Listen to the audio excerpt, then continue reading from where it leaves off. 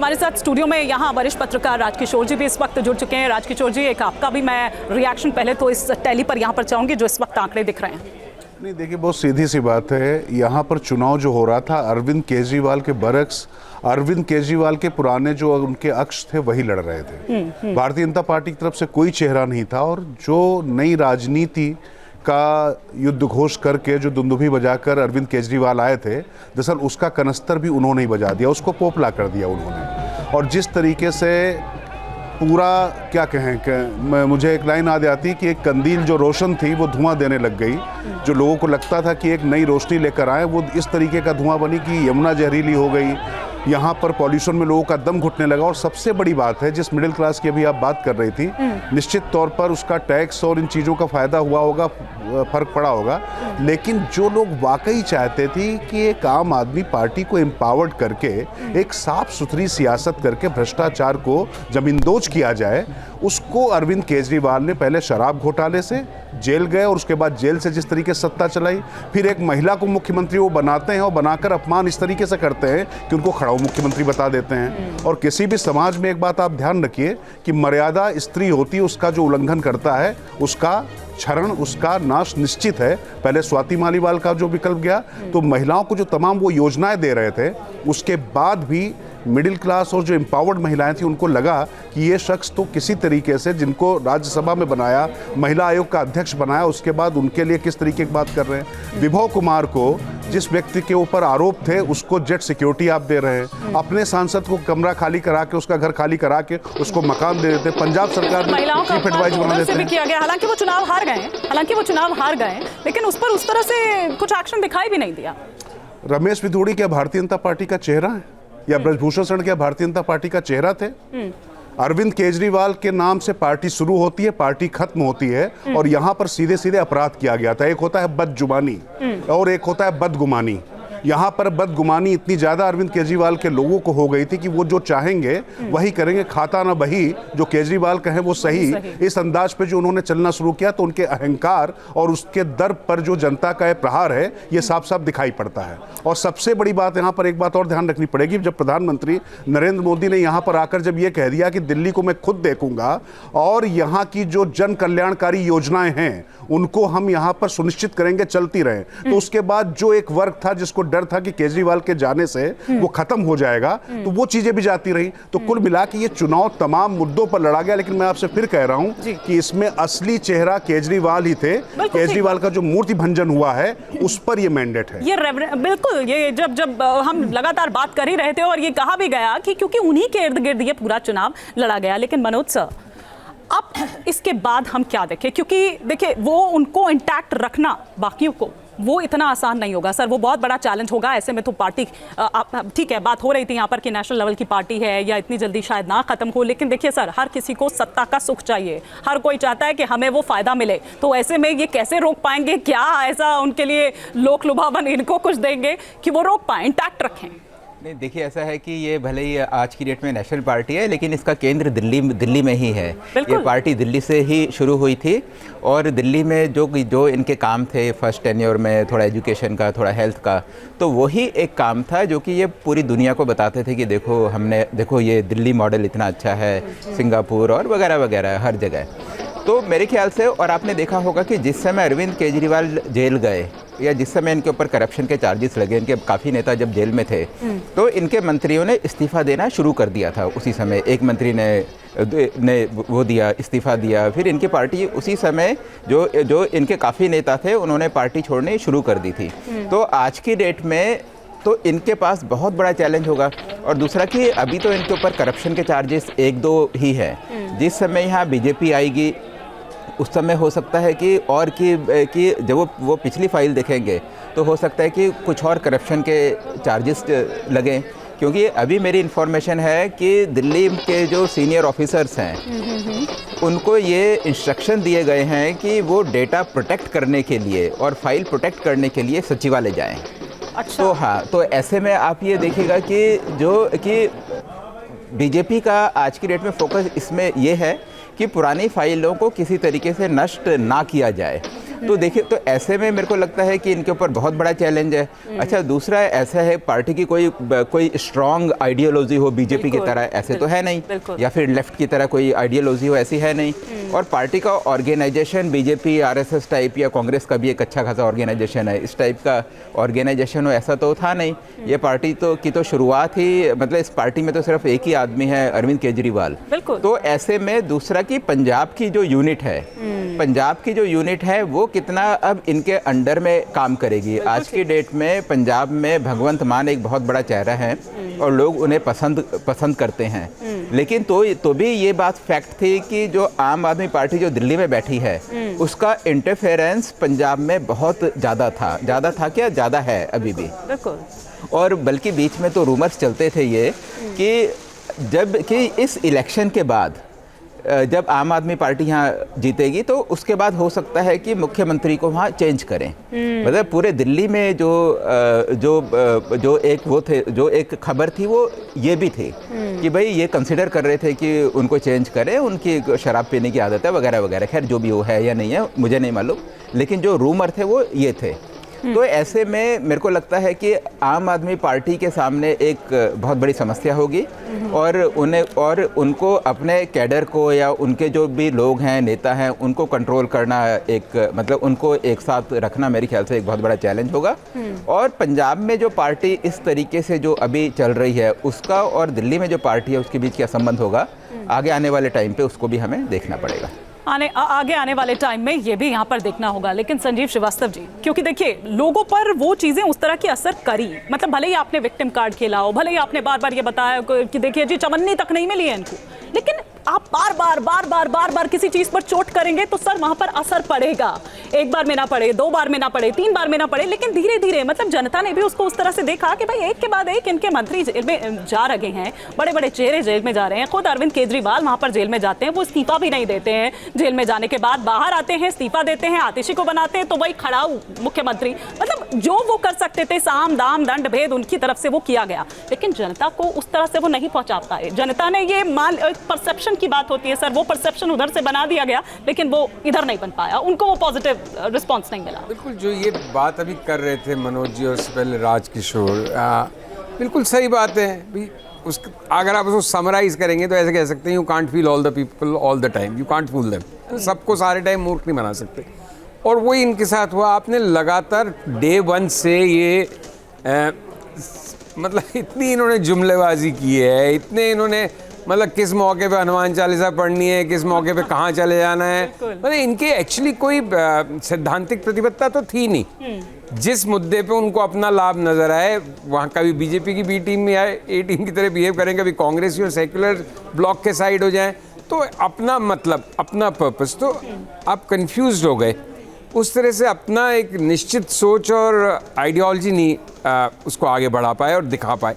फिर ये करप्शन का पहाड़ टूटा इन पर है। उसमें लोगों का जिस समय ये सब केस हुआ तब तक लोगों का वैसे ही मोह भंग होना शुरू हो गया था, क्योंकि दिल्ली में जिस तरह से विकास का विपरीत हो रहा है, मतलब कितनी खराब हाल है दिल्ली की। जो अभी राजकिशोर ने कही, चाहे प्रदूषण की बात करें, चाहे यमुना की बात करें, चाहे ट्रैफिक की बात करें, सड़कों की, मतलब बहुत ही बेहाल है दिल्ली।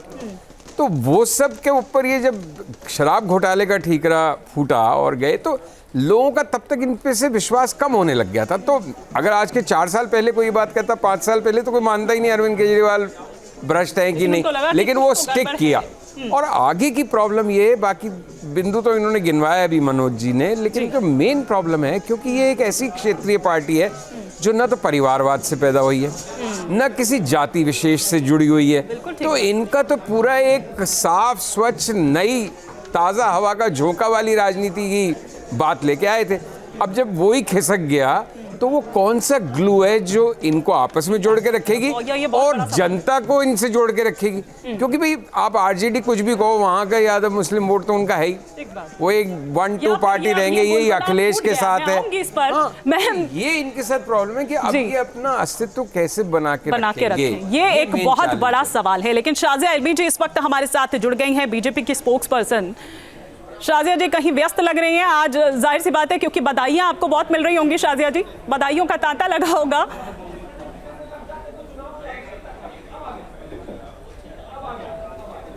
जी आपकी आवाज़ कम आ रही है, लेकिन मैं समझ सकती हूँ आप मुझसे क्या पूछेंगी और क्या पूछ रही है। जी।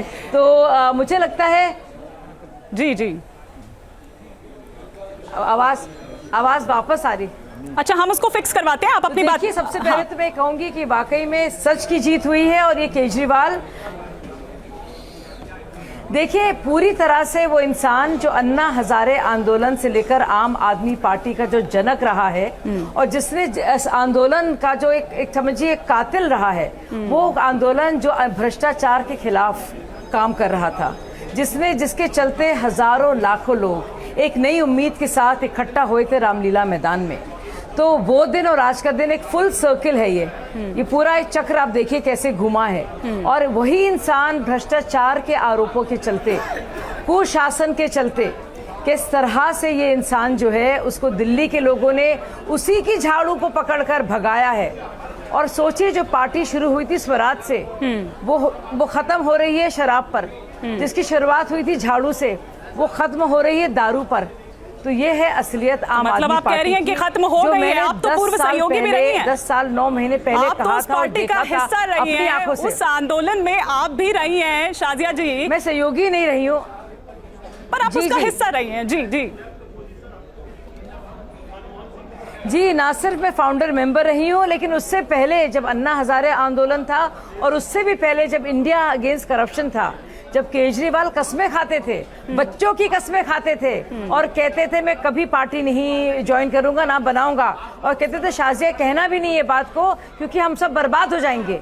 हमारी विश्वसनीयता नहीं रही थी, तो हम उस वक्त से उन लोगों के साथ हैं। हमारे फरिश्तों को भी खबर नहीं थी कि कभी पार्टी बनेगी, और हम लोग सच्चे दिल से निस्वार्थ भावना के साथ अपने करियर छोड़कर आए थे कि हम लोग एक वैकल्पिक राजनीति देश को देंगे, दुनिया को देंगे। और वो पतन देखिए, आप उसका पतन देखिए हर एक मूल्य का। और अन्ना हजारे की बात में सुन रही थी और मैं रुआसी थी। मुझे लगता है बहुत सारे उस दौर के जो कार्यकर्ता रहे थे और जो लोग सिपाही की तरह से थे, फुट सोल्जर्स से अदना कार्यकर्ता, वो कितने ज़्यादा उस वक्त तकलीफ में होंगे कि क्या कुछ उन्होंने देखा है। 10 साल आम आदमी पार्टी ने क्या कुछ कहा और क्या करके दिखाया।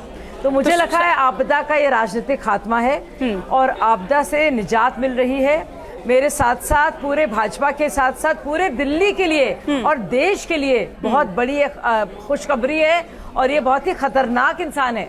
अच्छा, ये डेंजरस इंसान है। अच्छा सुनिए ना शाजिया जी, आपने कहा कि आज अन्ना हजारे की बातें सुनकर आप थोड़ी रुआसी हो गई। जो कोऑर्डिनेटर है उन्होंने कानपुर का, आपने कहा कि आप अन्ना हजारे की आज की बात सुनकर थोड़ा रुआसी हो गई। चलिए, अब मैं आपसे बीजेपी की स्पोक्स पर्सन बतौर नहीं, आपसे आम आदमी पार्टी की फाउंडर मेंबर और पूर्व उनका जो आप हिस्सा रही उसका पूरा, उस बतौर आपसे सवाल पूछ रही हूँ कि आज आपको लग रहा है कि देखिए कितने आपने मेहनत के साथ कितना पूरा झोंक दिया था, सब किस तरह से खड़ा किया था आपने वो आंदोलन और फिर किस तरह से वो पार्टी बन गई, लेकिन आज आप ही ने कहा कि वो खत्म हो गई, बुरा लग रहा है?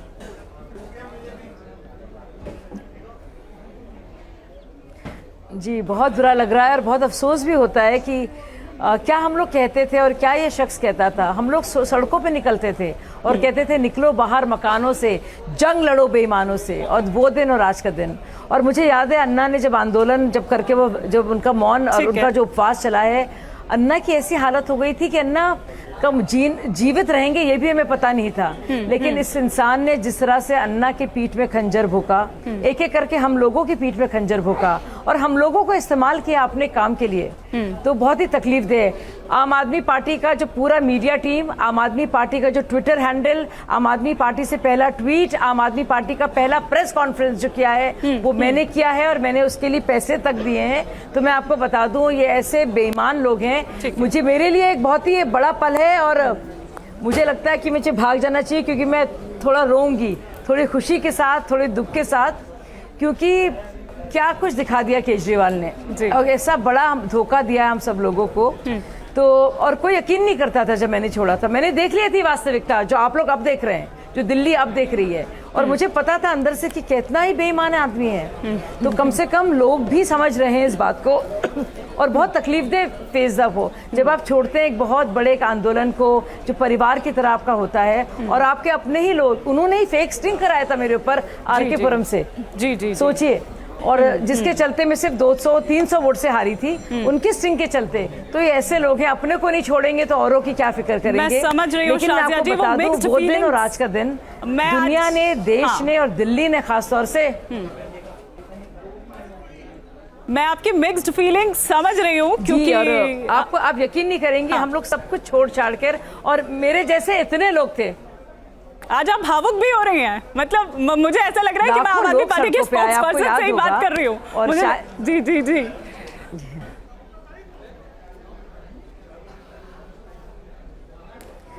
जी, जाहिर सी बात है भावुक होंगी मैं, क्योंकि हम लोग ने बहुत ज़्यादा मेहनत की थी और लगता था हम लोग एक नई किस्म की राजनीति को लाएंगे, लेकिन केजरीवाल जी क्या निकले आप देखिए। और मैं 10 साल से सोच रही थी कि इंसान कितना झूठ बोल रहा है, ये क्या कहता था, ये क्या निकला। हम लोग बाकायदा कहते थे ये बात को कि हम लोग वीआईपी कल्चर के खिलाफ हैं। हम लोग ये जो Z+ सिक्योरिटी का तो सोचा भी नहीं था कि अरविंद केजरीवाल कभी लेगा।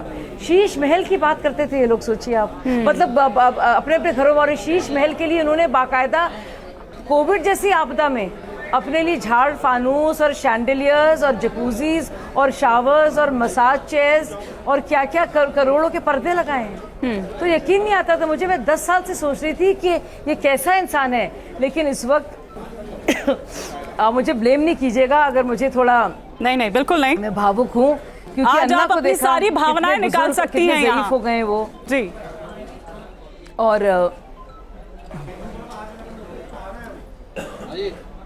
और जब हम लोगों ने छोड़ा, देखिए प्रशांत भूषण और योगेंद्र यादव को तो लात मार के निकाला गया, सबसे पहले मैंने छोड़ा था। क्या कुछ इन्होंने नहीं किया, इतनी गंदी बातें मेरे बारे में ट्विटर पर और हर जगह क्या क्या ये लोग कहते थे और करते थे।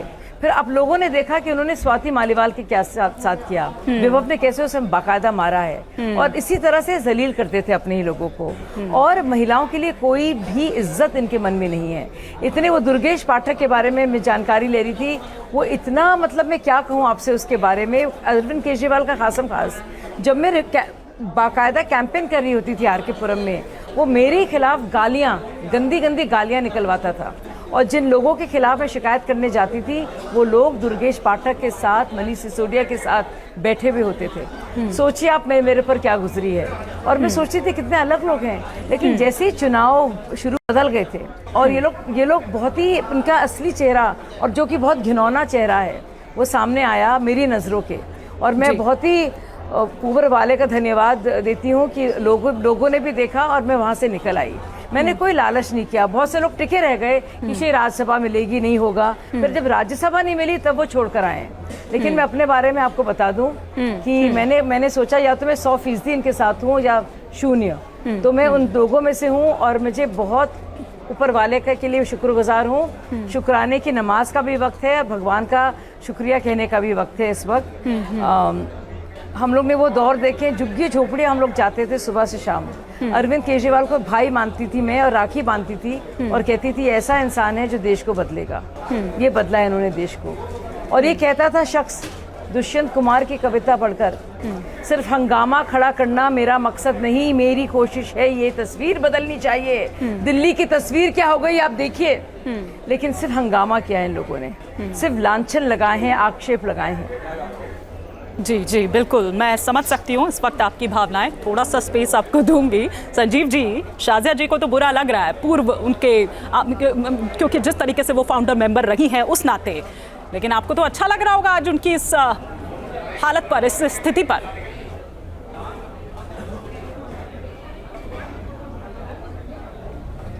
नहीं, देखिए अरविंद केजरीवाल जी ने जिस राजनीति की शुरुआत के लिए पूरे देश के और देश के बाहर नौजवानों की एक भीड़ इकट्ठा की, शाजिया जी ने उसका पूरा एक उदाहरण, कच्चा चिट्ठा रखा। निश्चित है कि देश का वो नौजवान जो कथित भ्रष्टाचार, 2G के, कोल ब्लॉक के, कॉमनवेल्थ के सारे लगाए गए, उसका खुलासा तो सब सामने इसी सरकार में हुआ। विनोद राय के सच सामने आए। कहने का मतलब ये था कि उसको लेकर ये उम्मीद थी कि जो party with the difference, Swaraj का नारा, वो सब कुछ कहाँ हुआ कि आम आदमी पार्टी अरविंद आदमी पार्टी बन के रह गई। और अरविंद आदमी पार्टी इसलिए बन के रह गई कि जो अरविंद केजरीवाल कहते थे कि आरोप लगेगा तो साहब टिकट नहीं दूंगा, वो अरविंद आदमी पार्टी में उनका स्वास्थ्य मंत्री, शिक्षा मंत्री, स्वयं अरविंद केजरीवाल सांसद शराब कांड में जेल तक गए। कांग्रेस फिर मैं कर हाँ तो कह तो रहा हूं। हाँ। हमारी पार्टी पे तो आरोप लगा तो हमने तो ए राजा को और कनमुई को जेल तक भेजा। ठीक है। दूसरी तरफ कांग्रेस पार्टी पे जो आरोप लगे, ऐसा शख्स जिसने 2015 के एक उदाहरण गिना रहा हूं, जी, जी। 2015 में जिस शख्स ने दिल्ली में जब पूर्ण बहुमत की सरकार बनाई, हाँ। तो अपने ही साथियों को योगेंद्र यादव, प्रशांत भूषण को हटाने के पीछे कहा कि साहब हमें जो विधायक है वो दे दो, पार्टी ले लो। आप सोचिए, उसके बाद इस शख्स ने पंजाब में ड्रग माफी के माफिया, साथ रोक रही हूं संजीव मजीठा जी, से आप इस माफी बात को मांगी। कंप्लीट करिएगा। लेकिन- बहुत छोटा सा एक ब्रेक लेना मजबूरी है मेरी, आप समझ सकते हैं। एक छोटे से ब्रेक के बाद आप अपनी बात को कंप्लीट करिएगा।